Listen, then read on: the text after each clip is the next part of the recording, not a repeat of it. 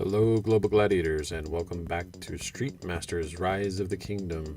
Today we're going to be looking at stages again with Gone Ballistic. This stage is about walking into an area with a lot of different weapons, and you and the enemy are using them against each other, hopefully to win. Maybe it's like fighting in a Costco, similar to Mr. and Mrs. Smith. Maybe they walked into a Bass Pro Shops, Turner Outdoors, or maybe you went to a gun show and for some reason there happened to be a bunch of ammunition available. You can play it any way you want. The artwork mainly has people from the cartel and the Brotherhood, but you could also use it with the people that just use melee attacks, as the cards that provide damage bonuses don't require there to be ranged or melee effects. So you can play it any way you want, making this a very fun stage. The first thing we'll do is put up our normal loot crates into their positions as they're static.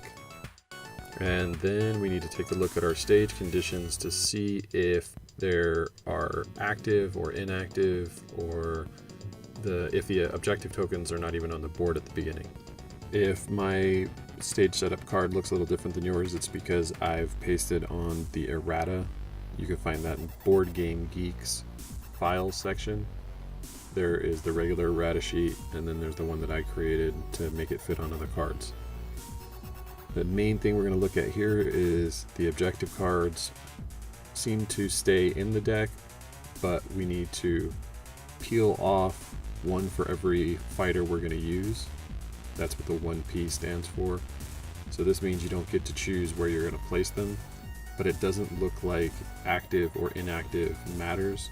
So when we place them, we'll probably just put them on the active side. We shuffled through, and the first two that we got were blue and red. So we will use the blue and red tokens on the map. The objective is what activates, if you look at that part on the bottom. So that will come in from an activation of the stage card. So the stage card will remain active and in our stage play area for this game.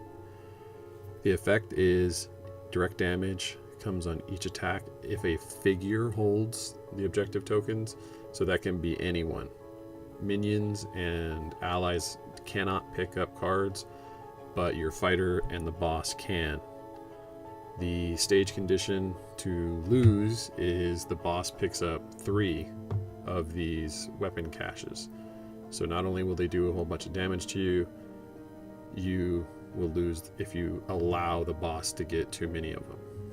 There are no other cards to put into play, so we will use Natalia and Megan as our fighters, and we will pick a boss.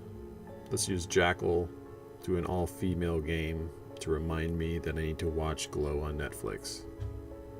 One of the easiest strategies to use is to simply stand on top of the objective tokens, since you can stand on their space. The rules for this objective do not require the boss to flip if it is adjacent to. It has to actually be on top of the space. So you can just stand there and block the boss from getting to the objective token, as the boss cannot end their movement in a space occupied by another figure. I don't recommend trying to pick up the objective token on the same turn that you tried to move, because you have to use your action to pick up the objective token. Instead, stand there and block it until you're ready, then pick it up and move it to a better position. Another signature type of card for this stage are gear cards. These are buffs for the minions and possibly even the boss that really make your day worse. There are a couple in there that might help you, but for the most part, these are just loose weapons flying around in the different crates that can be picked up and the minions will use against you. If you're having a really hard time with this stage, I would recommend integrating Natalia into your fighters, because she has the disarm card, which allows her to get rid of some of those gear cards, and that should make things a lot easier for you. If you've gone through her story and found the upgraded version of the disarm card, There's some secrets in there that'll make this stage very easy. One last bit of clarification: the active or inactive state of this stage on the objective tokens doesn't seem to matter as much. It's just, did a figure pick up or are they holding? You can set them at the beginning to inactive if that helps you figure out if standing on top of them is also active or inactive. For me, I would just move the blue and red objective cards into the play area for the player holding it. That's totally up to you how you want to use it.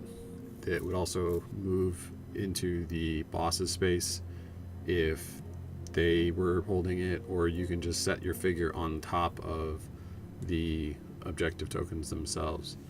The active and inactive state doesn't really change much in this stage as it would in other things, but if that confuses you, start in inactive, flip it when they carry, and do whatever makes the mission work for you. That's it for me. Have a good one.